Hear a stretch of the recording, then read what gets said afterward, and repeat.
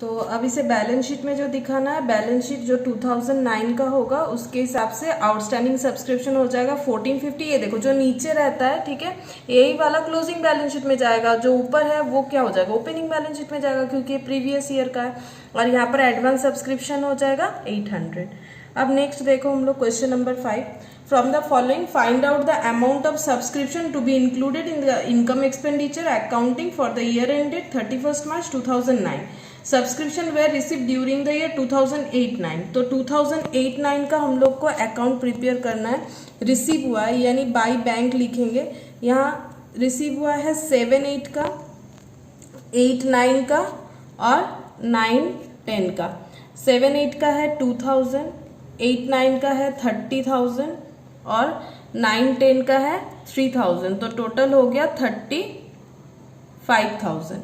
Subscription outstanding as on 31st March 2008। 31st March 2008 मतलब beginning of the year जो है 3,500। तो यहाँ लिखेंगे टू बैलेंस BD 3,500, क्योंकि लिखा है ना 31st मार्च 2008। तो 31st मार्च 2008 मतलब इस ईयर का बिगिनिंग में बाकी है, यानी क्या हो जाएगा, asset, out of which 500 were considered to be irrecoverable. इससे 500 नहीं मिलने वाला है, तो उसे हम लोग लिखेंगे by bad dept. By bad डेप्ट हो जाएगा 500।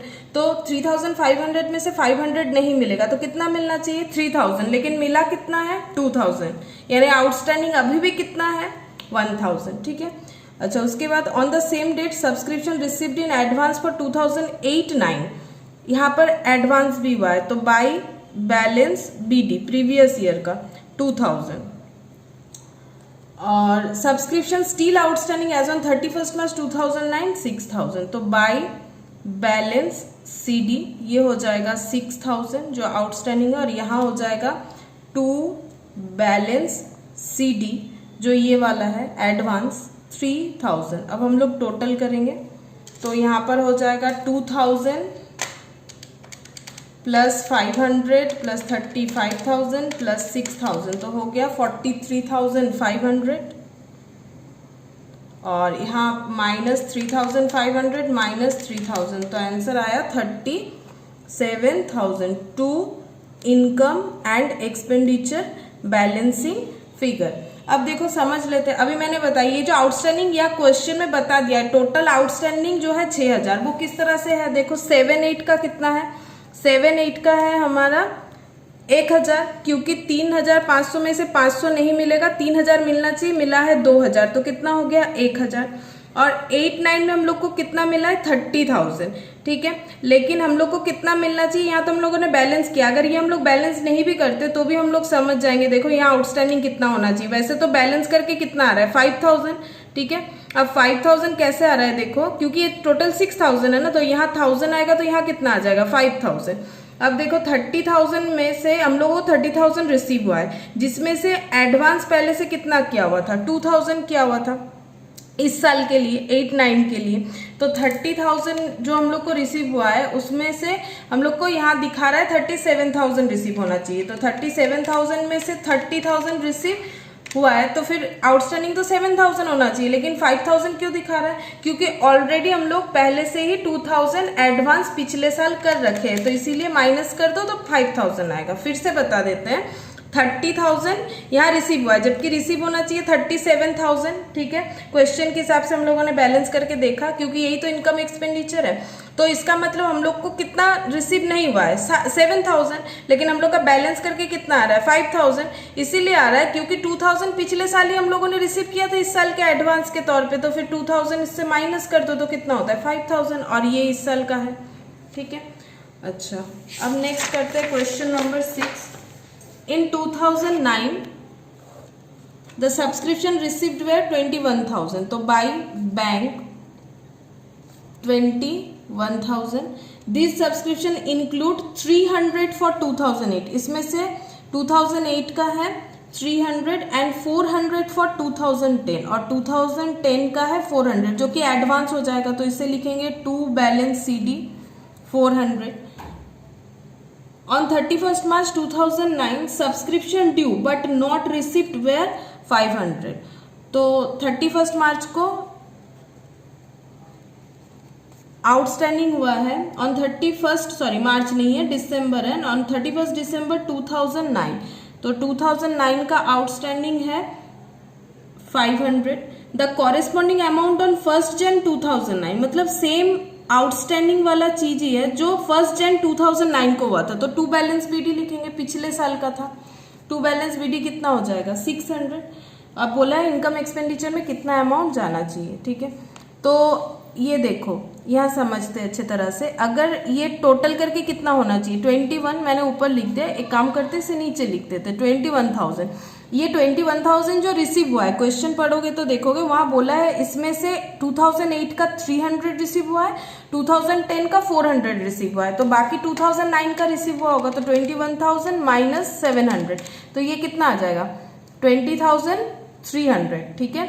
और ये अगर 2010 का है तो ये एडवांस हो जाएगा, क्लोजिंग एडवांस। और बताया है क्वेश्चन में कि पिछले साल का बाकी था 600, कैसे पता चला, डेट देखो 31 दिसंबर 2009, subscription due but not received बोला है 500, और कॉरेस्पॉन्डिंग अमाउंट ऑन 1 जैन को बोला है 600, यानी 600 हम लोग का बाकी था, उसमें से कितना मिला है 300, तो और भी कुछ बाकी होगा।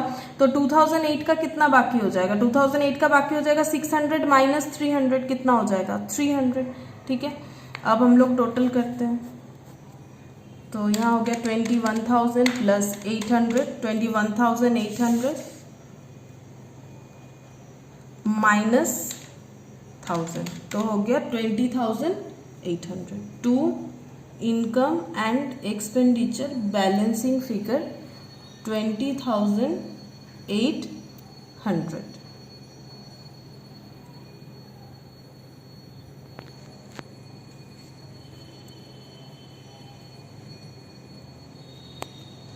अच्छा, मैंने एक डेटा लिखा नहीं है, या एक डेटा छूट गया। The subscription include 300 for 2008 and 400 for 2010, नहीं लिखा है।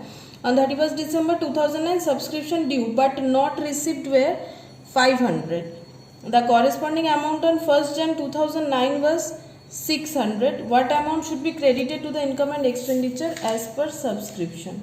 ओके, तो 21,000 और यहाँ हो गया हम लोगों का 300 और ये हो जाएगा।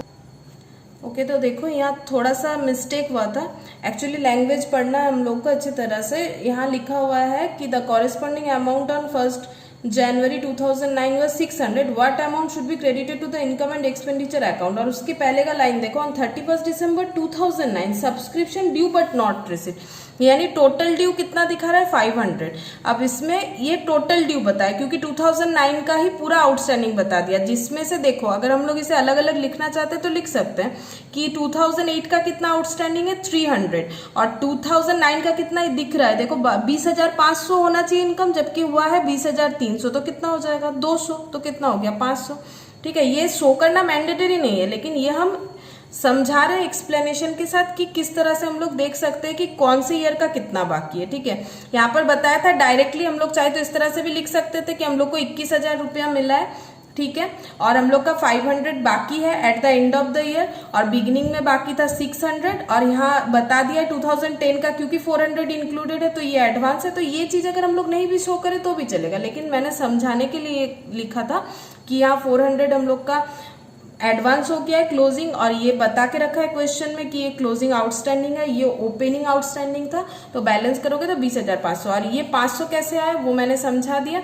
यहाँ देखो 600 में से 300 रिसीव है तो कितना बाकी है 300, और यहाँ 20,500 में से 20,300 रिसीव है तो कितना बाकी हो गया 200। तो अब अगर तुम लोग इनकम एक्सपेंडिचर अकाउंट में लिखोगे, इनकम एक्सपेंडिचर में क्या लिखना है तुम लोग को, बाय सब्सक्रिप्शन लिखोगे तो यहाँ पर लिखना पड़ेगा तुम लोगों को 20,500। तो ये हमारा होमवर्क कंप्लीट हो गया। नेक्स्ट क्वेश्चन देखो, suppose salaries paid during 2016 were ₹23,000. The following further information is available. Salaries unpaid on 31st March 2015 1,400. Salary prepaid दिया हुआ है 31st March 2015 400. Salaries unpaid 2016 1800. Salaries prepaid 2016 600. Calculate करना है अमाउंट जो इनकम एक्सपेंडिचर में ट्रांसफर होगा and necessary ledgers. And necessary ledger. ठीक है, तो यहाँ पर सैलरी दिया है, हम लोग को ये ध्यान में रखना है। इसके पहले हम लोग सब्सक्रिप्शन कर रहे थे जो कि एनपीओ के लिए इनकम था, लेकिन अब हम लोग सैलरी अकाउंट बनाएंगे जो एनपीओ के लिए क्या हो जाएगा, एक्सपेंस। क्यों? क्योंकि देखो पेड लिखा हुआ है तो एक्सपेंस ही होगा, नॉर्मली सैलरी पे किया जाता है। ठीक है, अगर मतलब क्वेश्चन में कैसे समझोगे सैलरी पेड, तो फिर क्या हो जाएगा, एक्सपेंस ही होगा। अब हम लोग को क्या करना है, नेसेसरी लेजर बनाना है। तो देखो नेसेसरी लेजर में क्या क्या आ सकता है, 3 लेजर आएगा, salary, salary outstanding, salary prepaid. अगर क्वेश्चन में बोलता है नेसेसरी लेजर तो हम लोग 3 चीज बनाएंगे। तो पहले हम लोग सैलरी अकाउंट बनाते हैं, क्योंकि सैलरी हम लोग का क्या होता है, एक एक्सपेंस है। और अगर हम लोग प्रीपेड करके रखते हैं तो एडवांस करके रखे हैं तो क्या होगा, एसेट। और हम लोगों ने अगर बाकी रखा है किसी का पैसा, सैलरी देना चाहिए नहीं दिया, तो वो क्या हो जाएगा, लायबिलिटी। ठीक है, तो पहले हम लोग लिखेंगे, देखो ओपनिंग में कौन सा जाएगा, ओपनिंग ईयर का। तो जो 31 मार्च 2015 में अनपेड है तो उससे हम लोग क्या लिखेंगे, टू अनपेड, सॉरी बाय, ये लाइबिलिटी है ना, बाय अनपेड, क्योंकि ये तो एक्सपेंस है। सब्सक्रिप्शन में क्या होता है, सब्सक्रिप्शन में अनपेड जो होता है वो हमें मिलने वाला होता है, यहाँ पर जो अनपेड है वो हम लोग को पे करना है, तो वो हो जाएगा लाइबिलिटी। तो बाय अनपेड सैलरीज, या फिर इसके जगह हम लोग यूज कर सकते हैं आउटस्टैंडिंग, ये वाला लैंग्वेज, क्योंकि मैंने सैलरी आउटस्टैंडिंग अकाउंट बनाया है, या हम लोग अनपेड अकाउंट भी लिख सकते हैं, कोई भी एक लैंग्वेज यूज करो। तो बाय अनपेड सैलरीज या फिर बाय आउटस्टैंडिंग सैलरीज, वो है 1400। और प्रीपेड कितना है, प्रीपेड को लिखेंगे टू प्रीपेड सैलरी, क्योंकि हम लोगों ने अगर पहले से किसी को पैसा दे के रखा है तो वो हम लोग के लिए क्या हो जाएगा, एसेट 400। ठीक है, फिर अनपेड दिया है जो कि क्लोजिंग का है, तो क्लोजिंग का हम लोग को क्रॉस लिखना है, तो प्रीपेड जो है इधर चला जाएगा, बाय प्रीपेड।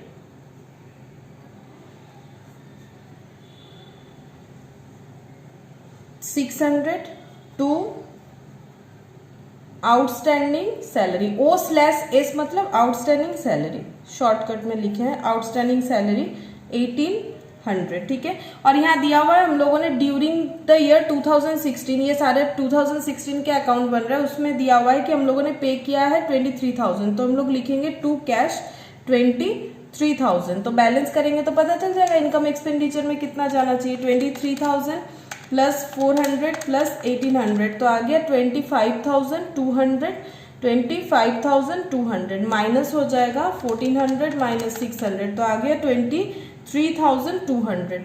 तो इसे हम लोग लिखेंगे बाय इनकम एंड एक्सपेंडिचर। ये बाई साइड में आएगा क्योंकि सैलरी पे का एंट्री क्या होगा, सैलरी पेमेंट का एंट्री होता है salary account debit to cash, फिर जब उसे इनकम एक्सपेंडिचर में ट्रांसफर करेंगे तो क्या हो जाएगा, income expenditure account debit to salary, balancing figure. ठीक है, अब अगर ये अकाउंट हम लोग को कंप्लीट करना है सैलरी आउटस्टैंडिंग, तो देखो पहले हम लोग क्रॉस एंट्री करेंगे। यहाँ देखो है बाय आउटस्टैंडिंग सैलरी, तो हम लोग क्या लिखेंगे, टू सैलरीज, कितना लिखे 1400, और यहाँ देखो है टू आउटस्टैंडिंग सैलरी, तो क्या लिखेंगे, बाय सैलरीज, कितना लिखेंगे 1800, बाय सैलरीज हम लोगों ने लिख दिया 1800। अब सैलरी आउटस्टैंडिंग, अब हम लोग देखते हैं सैलरी आउटस्टैंडिंग जो है वो लाइबिलिटी होता है, तो लिखेंगे बाय बैलेंस बीडी, कितना लिखेंगे 1400, और टू बैलेंस सीडी कितना लिखेंगे 1800। तो क्लोज कर दो, क्लोज करने से आएगा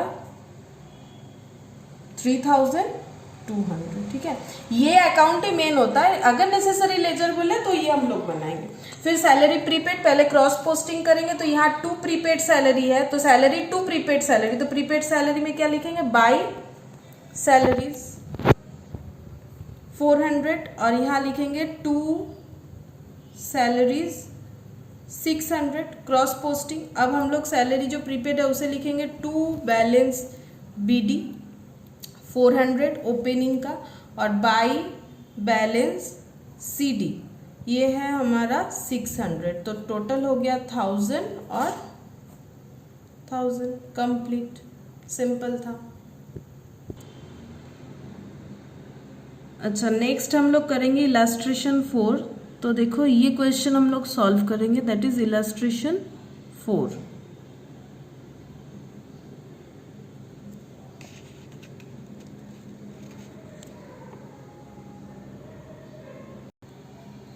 अच्छा, तो अब देखो जो क्वेश्चन है इलस्ट्रेशन 4 जो है, तो क्वेश्चन में क्या है, हम लोग का दिया हुआ है the following was the receipt and payment account of x club for the year ended 31 March 2016। तो एक्स क्लब का रिसिप्ट एंड पेमेंट अकाउंट दिया हुआ है, ठीक है। और ये क्योंकि एक कैश बुक की तरह है तो always starting with cash in hand या फिर कैश एट बैंक होगा और क्लोज भी होगा कैश इन हैंड या फिर कैश एट बैंक। इसलिए देखो रिसिप्ट साइड अगर देखोगे तो स्टार्ट है कैश इन हैंड के साथ और पेमेंट साइड देखोगे तो एंड है कैश इन हैंड के साथ, ठीक है। उसके साथ डिपॉजिट भी दिया हुआ है, करेंट अकाउंट भी दिया हुआ है, बैंक भी हो सकता है जैसे कैश इन हैंड दिया हुआ है। और नीचे कुछ इन्फॉर्मेशन दिया हुआ है, एडिशनल इन्फॉर्मेशन, एक ओपनिंग का दिया हुआ है, एक क्लोजिंग का दिया हुआ है, subscription due, amount due for printing, इस तरह से बहुत सारा डेटा दिया हुआ है। हम लोग को करना क्या है, हम लोग को ये यूज करके इनकम एक्सपेंडिचर अकाउंट प्रिपेयर करना है और 2016 का बैलेंस शीट प्रिपेयर करना है, ठीक है। तो हम लोग इसे स्टार्ट करते हैं। तो पहले हम लोग बनाएंगे इनकम एक्सपेंडिचर, फिर बनाएंगे बैलेंस शीट। तो इनकम एक्सपेंडिचर के लिए हम लोग इस तरह से एक टी शेप करेंगे, ठीक है। यहाँ लिखेंगे एक्सपेंडिचर और यहाँ लिखेंगे इनकम, यहाँ होगा डेबिट और यहाँ हो गया क्रेडिट। अब हम लोग को एक चीज ध्यान में रखना है, जो स्टार्टिंग क्लास में मैंने बोला था, यहाँ हम लोग सिर्फ रेवेन्यू, इनकम या फिर एक्सपेंस दिखा सकते हैं और जो कि होगा related for the year 2016, 31 March 2016। तो यहाँ लिखेंगे इनकम एक्सपेंडिचर, हम शॉर्ट में लिख रहे हैं बट तुम लोग को लिखना है पूरी income and expenditure. Income and expenditure account of x club for the year ending 31 March 2016, ठीक है। तो हम पेमेंट साइड से स्टार्ट करते हैं और हम लोग को एक चीज देखना है, जो एडिशनल इंफॉर्मेशन दिया हुआ है वो एडजस्ट करना पड़ेगा, ठीक है, according to receipt and payment का डेटा जो है उसके साथ जो रिलेट होगा। तो पहले देखो ग्राउंड्समैन फीस है, तो क्या ग्राउंडमैन फीस के ऊपर कोई भी एडजस्टमेंट है, वो हम लोग को चेक करना है। अगर एडजस्टमेंट है तो वो हमें एडजस्ट करना पड़ेगा। तो देख लेते हैं, यहाँ एडजस्टमेंट सब्सक्रिप्शन के ऊपर है, प्रिंटिंग के ऊपर है, चेक के ऊपर है, अच्छा, और machine equipment, interest not yet paid in the passbook, bonus to groundman outstanding. तो ग्राउंड्समैन फीस जो है वो है 750 और उसका बोनस जो है वो आउटस्टैंडिंग है, यानी बोनस हम लोग को देना चाहिए था लेकिन हम लोगों ने वो नहीं दिया, तो हम लोग को उसे ऐड करना पड़ेगा। तो हम लोग लिखेंगे 2, क्योंकि एक्सपेंस है, ग्राउंड्समैन को फीस देना क्योंकि एक्सपेंस है, तो ग्राउंड्समैन फीस हो गया 750। और ये फीस नहीं, ये बोनस है, तो हम लोग अलग से लिख सकते हैं 2 बोनस आउटस्टैंडिंग टू ग्राउंड्समैन, तो ये हो गया 300, 2016 का ही है तो इसी ईयर का रिलेटेड है तो लिखना पड़ेगा। नेक्स्ट है मूविंग मशीन। तो मशीन क्या होता है, मशीन एक एसेट होता है, तो हम लोग मशीन को कहाँ लिखेंगे, बैलेंस शीट में लिखेंगे, क्योंकि बैलेंस शीट में एसेट लिखा जाता है तो फिर ये नहीं लिख सकते हम लोग। नेक्स्ट ये बैलेंस शीट में चला जाएगा। नेक्स्ट है रेंट ऑफ ग्राउंड, तो लिखेंगे 2 rent of ground, 2 rent of ground हो जाएगा हम लोगों का 250, क्योंकि इसमें कोई भी एडजस्टमेंट नहीं था। उसके बाद है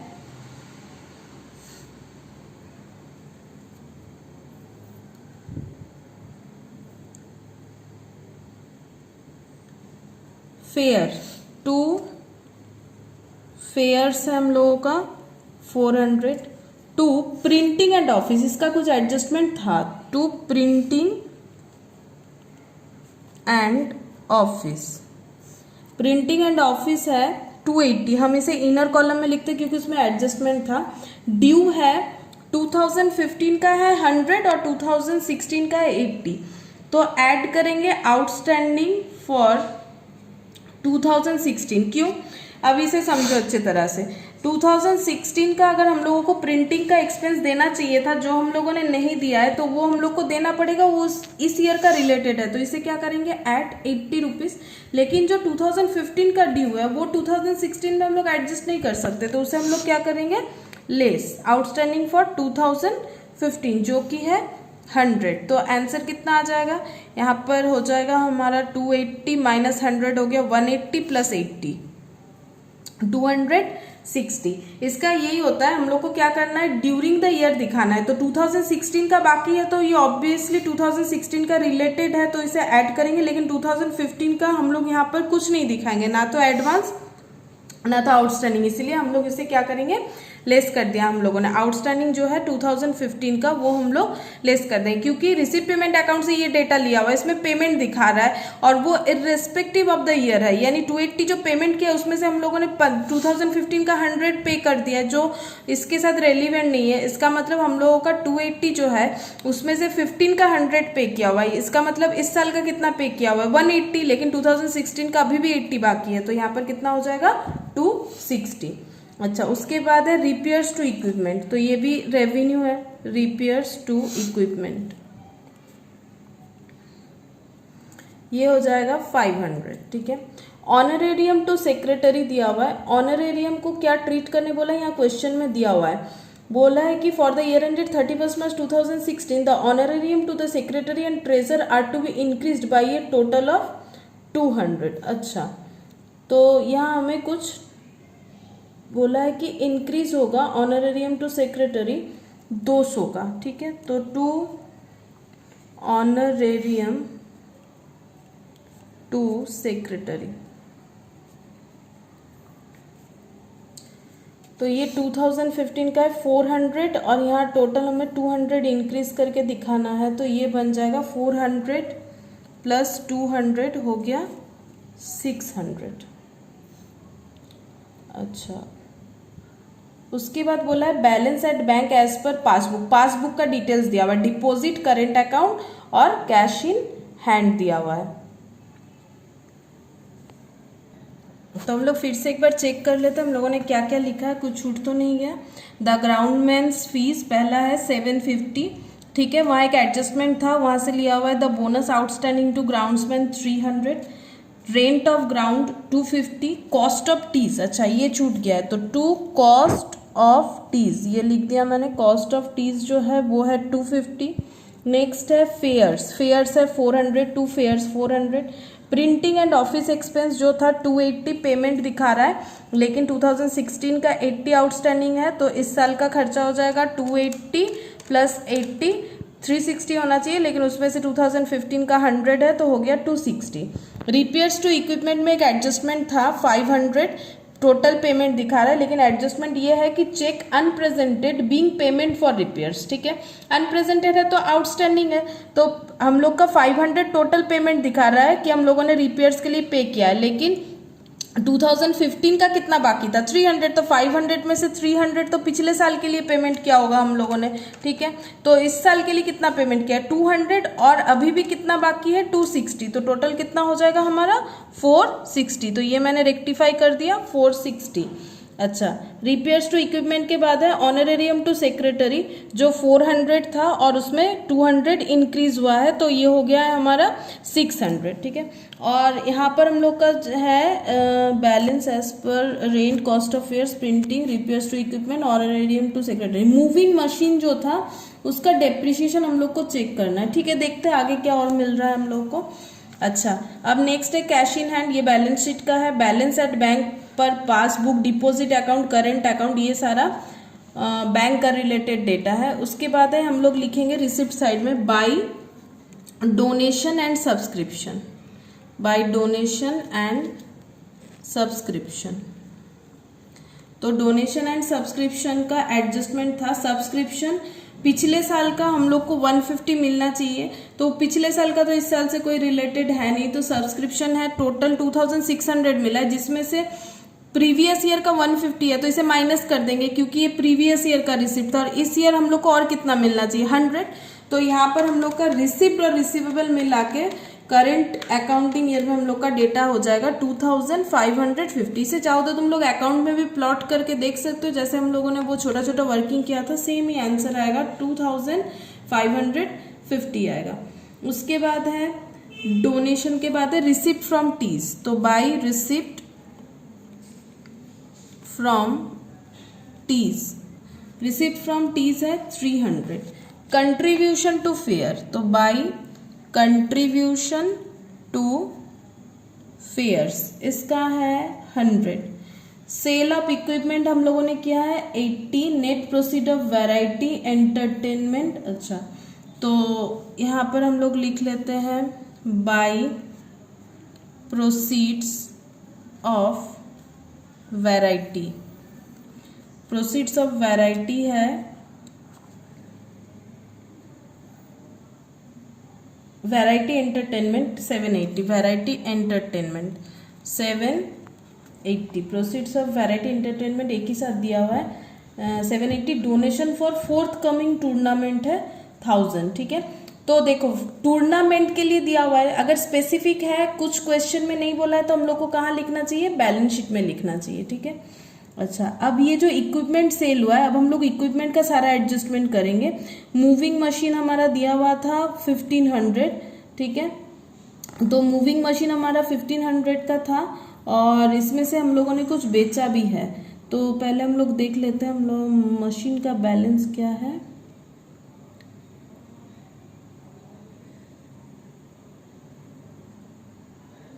अच्छा, इंटरेस्ट भी है, एक इंटरेस्ट लिख लेते हैं, वो छूट गया। बाय इंटरेस्ट रिसीव्ड हुआ है बैंक से 30 रुपीज़ तो रिसीव हुआ है, और एडजस्टमेंट कुछ है कि नहीं चेक करते हैं। Interest not yet entered in the passbook, अभी भी पासबुक में एंट्री नहीं हुआ है, तो मतलब रिसीवेबल है, तो कितना हो जाएगा 50। आउटस्टैंडिंग ऐड करने के बाद हमारा हो गया 50। अच्छा, और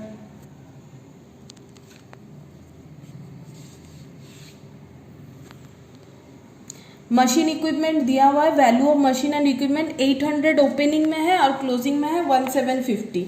तो 2 डेप्रिसिएशन ऑन मशीन, तो कैसे कैलकुलेट करेंगे, ओपनिंग बैलेंस। ओपनिंग बैलेंस यानी हम लोग के पास पहले कितने का मशीन था, हम लोग के पास पहले मशीन था 800 का, और इस साल हम लोगों ने पेमेंट किया है कितने का मशीन खरीदा है 1500 का।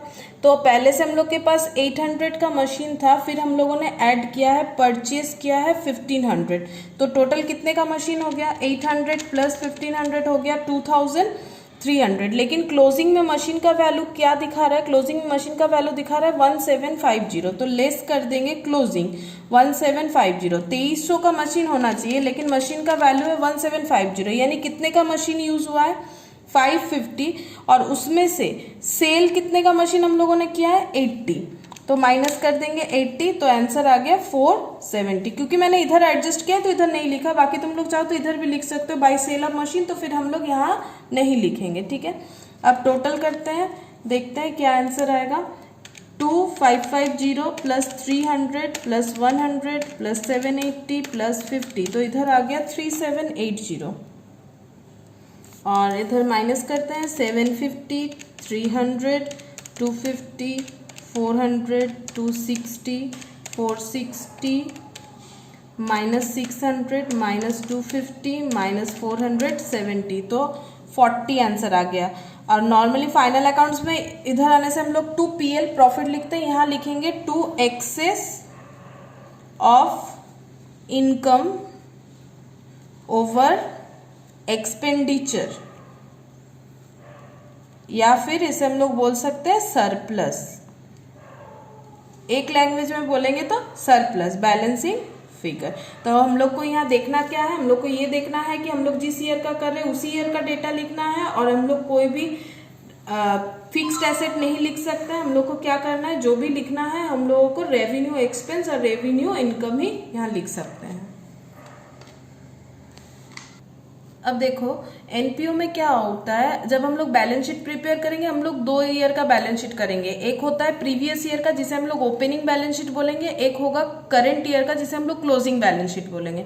अब ओपनिंग बैलेंस शीट हम लोग क्यों प्रिपेयर करेंगे, क्योंकि यहाँ हम लोग के पास कैपिटल नहीं होता है। अगर फाइनल अकाउंट्स तुम लोग करते हो वहाँ कैपिटल का फिगर रहता है, यहाँ कैपिटल नहीं रहता है, तो थ्रू ओपनिंग बैलेंस शीट हम लोग कैपिटल फाइंड आउट करते हैं। अब कैसे करेंगे, देखो ओपनिंग बैलेंस शीट यानी हम लोग को 2015 का डेटा ढूंढना है। अब जो एडजस्टमेंट है, एडिशनल इन्फॉर्मेशन, वहाँ 1 अप्रैल 2015 दिया हुआ है, ठीक है। 1 अप्रैल 2015 में हम लोग का सब्सक्रिप्शन दिखा रहा है आउटस्टैंडिंग, सब्सक्रिप्शन ड्यू, तो ये एसेट है, हम लोग को पैसा मिलना चाहिए था, नहीं मिला, तो 150, ठीक है। अमाउंट ड्यू फॉर प्रिंटिंग, तो ये तो हम लोग का पेमेंट का बात था, तो फिर ये लाइबिलिटी हो जाएगा। अमाउंट ड्यू फॉर प्रिंटिंग, तो ये हो गया 100, ठीक है। अमाउंट ड्यू फॉर प्रिंटिंग हमारा हो जाएगा 100। अच्छा, नेक्स्ट जो है मशीन, ठीक है। प्रीवियस ईयर का हम लोग का मशीन का वैल्यू कितना था 800, और अगर तुम लोग रिसिप्ट पेमेंट अकाउंट देखोगे तो वहाँ कैश का सारा डेटा दिया हुआ है। पहले है कैश इन हैंड 100, उसके बाद है कैश इन डिपॉजिट अकाउंट में कैश है 2230, उसके बाद है कैश इन करेंट अकाउंट, ये है 300। तो मुझे नहीं लगता है एसेट साइड में और कुछ बाकी है हम लोगों का। मशीन हम लोगों ने लिख दिया, ठीक है। प्रिंटिंग का पैसा ड्यू जो है, अमाउंट ड्यू फॉर प्रिंटिंग, वो हम लोगों ने लिख दिया। अच्छा, सब्सक्रिप्शन ड्यू वो भी हम लोगों ने लिख दिया। चेक अनप्रेजेंटेड वो ट्रीट करना है हमें। Cash in hand 100, deposit 2230, current account का बैलेंस, ये तो करेंट अकाउंट है, बैंक इंटरेस्ट है, ये सब तो वहाँ चला गया। डिपॉजिट है 2230, करेंट अकाउंट है हम लोगों का 300, ठीक है। 300 ये एक्चुअली मैंने एडजस्ट करके लिखा है, cheque unpresented being payment for repairs. अच्छा, तो यहाँ लिख देते, कोई बात नहीं, यहाँ लिख देते हैं चेक अनप्रेजेंटेड। एक्चुअली क्या होना चाहिए, यहाँ नहीं लिखेंगे, एक्चुअली होना चाहिए एडजस्ट, क्योंकि देखो अगर करेंट अकाउंट का जो है वहां पर दिखा रहा है हम लोगों का 600 दिखा रहा है, करेंट अकाउंट का जो बैलेंस है वो हम लोग का 600 दिखा रहा है, लेकिन उसमें से हम लोगों का अनप्रेजेंटेड पर पेमेंट है 300, तो फिर बैलेंस कितना होना चाहिए, 300 होना चाहिए, ठीक है। और ऑनरेरियम जो है क्वेश्चन में बोला था 2015 का कितना है 400 और 100 रुपीज करके हम लोग का इंक्रीज हुआ है। यहाँ लाइन में लिखा हुआ है, देखो, for the year end 31 March 2016 the honorarium to the secretary and treasurer are to be increase by a total of 200। तो 200 जो है पहले कितना था 400, और हम लोग का 2 साल में कितना बढ़ा है 100 करके बढ़ा है, तो फिर ये कितना हो जाएगा 400 प्लस 100, ये हमारा होगा 500।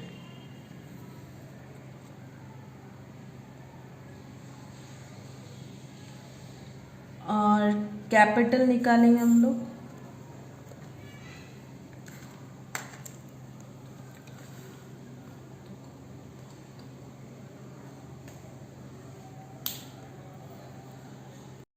ओके। देखो फिर से हम पूरा बैलेंस शीट समझा देते हैं। हम लोग को यहाँ पर जो ओपनिंग बैलेंस शीट करना है वो करेंट प्रीवियस ईयर का डेट देख के करना है। तो पहले देखो एडिशनल इन्फॉर्मेशन में हम लोग को मिल जाएगा सब्सक्रिप्शन ड्यू जो है वो 150 है। मशीन का जो ओपनिंग बैलेंस जो एसेट होता है फिक्स्ड एसेट, वो बैलेंस शीट में एसेट साइड में आता है 800।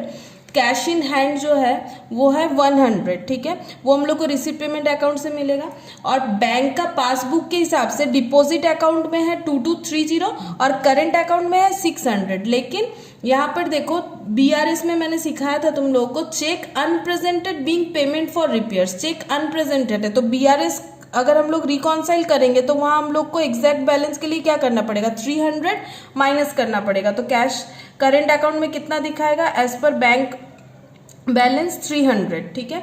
और ऑनरेरियम जो है वो 2015 का कितना बाकी था 400 बाकी था, तो ऑनरेरियम जो है वो 2015 के लिए हो जाएगा 400, क्योंकि यहाँ डायरेक्टली बोल ही दिया है पेमेंट साइड में honorarium to secretary and treasurer of 2015, जो 2016 में पेमेंट हुआ है 400, और प्रिंटिंग का जो अमाउंट बाकी था 100 वो मैंने लिख दिया अमाउंट ड्यू फॉर प्रिंटिंग, ठीक है। अब हम लोग टोटल करेंगे, यहाँ मैंने 100 ऐड कर दिया था, वो 100 मैंने ऑलरेडी यहाँ लिखा है तो वो ऐड करने का कोई ज़रूरत नहीं है। तो 150 प्लस 800 प्लस 100 प्लस 2230 प्लस 300, तो ये हो गया 3580, और यहाँ माइनस 500 करेंगे तो आ जाएगा 3080, तो कैपिटल आ जाएगा बैलेंसिंग फिगर 3080। अब ये हम लोग यहाँ पर पुट करेंगे लाइबिलिटी साइड में, पहले लिखेंगे कैपिटल हो गया हमारा 3080, और वहाँ हम लोगों ने डोनेशन को कैपिटल की तरह ट्रीट किया था, तो यहाँ पर हम लोग क्या करेंगे कुछ एक डोनेशन था तो उसे हम लोग ऐड कर देते हैं।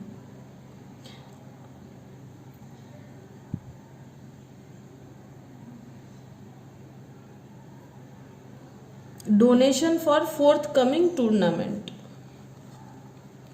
Donation for forthcoming tournament 1000, ठीक है। और यहाँ हो गया 4080 प्लस करेंगे सरप्लस, ठीक है। जैसे प्रॉफिट ऐड होने से कैपिटल बढ़ता है, यहाँ प्रॉफिट के जगह हम लोग क्या ऐड कर सकते हैं, सरप्लस, क्योंकि यहाँ पर हम लोग इसे प्रॉफिट नहीं बोलेंगे सरप्लस बोलेंगे। तो हो गया 4120। इसके अलावा हम लोग का जो भी करंट ईयर का आउटस्टैंडिंग मतलब लाइबिलिटी या फिर एसेट है वो लिखना पड़ेगा, करंट एसेट या फिर करंट लाइबिलिटी। तो पहले हम लोग लिखेंगे यहाँ सब्सक्रिप्शन आउटस्टैंडिंग जो है 150,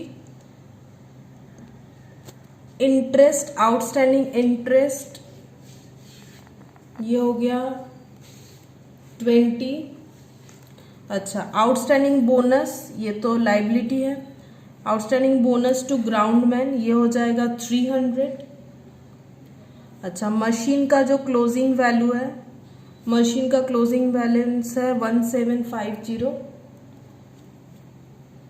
और इसके अलावा हम लोग को लिखना पड़ेगा कैश, तो cash in hand, cash in deposit.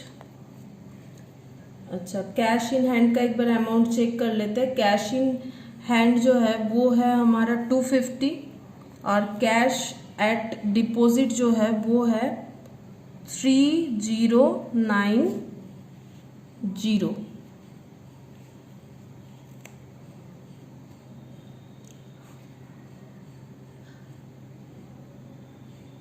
Honorarium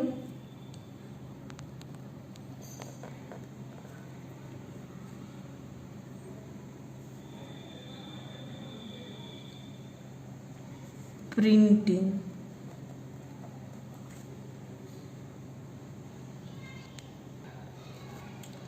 हाँ, तो देखो हम लोग फिर से एक बार देख लेते हैं। सब्सक्रिप्शन आउटस्टैंडिंग जो है, यहाँ मैंने 150 लिख दिया था, वो गलत था। वो 150 मैंने पहले वाले कॉलम का लिख दिया था, ठीक है। वो 100 होगा क्योंकि 2016 का 100 है। सब्सक्रिप्शन हम लोग को रिसीवेबल है, पैसा मिलेगा, करंट एसेट 100। इंटरेस्ट हम लोग को मिलना चाहिए, वो तो पिछले साल का कुछ है भी नहीं इसलिए 20 है आउटस्टैंडिंग इंटरेस्ट। इस साल का रिसीवेबल है, करंट एसेट 20। मशीन का जो क्लोजिंग बैलेंस है 1750, कैश इन हैंड है 250, कैश इन डिपॉजिट अकाउंट है 3090, ठीक है। इसके अलावा और एक तुम लोग को दिखेगा करंट अकाउंट जो है, तो करंट अकाउंट का बैलेंस कितना है, करंट अकाउंट का बैलेंस है हम लोग का 150, ठीक है। अब इसका एडजस्टमेंट कैसे होगा हम बताते हैं, उसके पहले कैपिटल बता देते हैं। फिर से कैपिटल हम लोग का बैलेंस आया था 3080। डोनेशन जो है फोर्थ कमिंग टूर्नामेंट के लिए, ये भी कैपिटल की तरह ट्रीट करना है क्योंकि स्पेसिफाइड डोनेशन है, तो 1000 ऐड करके 4080। यहाँ सरप्लस ऐड हो जाएगा, जैसे प्रॉफिट ऐड होता है, तो 4120।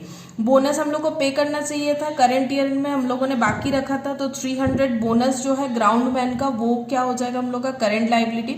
ऑनरेरियम जो है वो पूरा ही बाकी था, क्यों, क्योंकि देखो 2015 का बाकी था, 2015 का बाकी लिखा था 400 और इंक्रीज होके हुआ था 200, तो टोटल 600 ही क्या हो गया आउटस्टैंडिंग। और प्रिंटिंग का जो बाकी है वो देखो दिया हुआ है 2016 के कॉलम में 80 दिया हुआ है, ठीक है। और हम लोग का जो ये चेक जो है, चेक जो नॉट प्रेजेंटेड फॉर पेमेंट जो रिपेयर वाला है, वो करंट ईयर का कितना दिखा रहा है 260, ठीक है। और हमारा जो करंट अकाउंट है उसमें कितना बैलेंस है 150, 260 पेमेंट करना है, हम लोग के पास 150 अवेलेबिलिटी है, तो बीओडी हो जाएगा बैंक ओवरड्राफ्ट, इसीलिए मैंने इधर लिखा है बैंक ओवरड्राफ्ट हो गया 110। अब टोटल करते हैं, टोटल हो जाएगा हम लोगों का 5210 और इधर भी टोटल करोगे तो 5210 ही होना चाहिए। चेक करते हैं,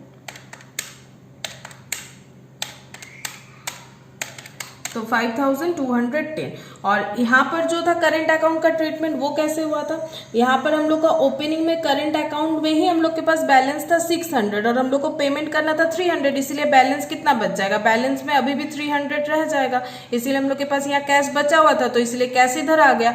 और जो करंट ईयर का सिचुएशन था उसके हिसाब से बीओडी हो गया, क्योंकि कैश कुछ भी नहीं बचा तो बीओडी हो जाएगा। ठीक है, 110। तो इस तरह से हम लोग को सम्स करना पड़ेगा, जो कि एक कंप्लीट सम था।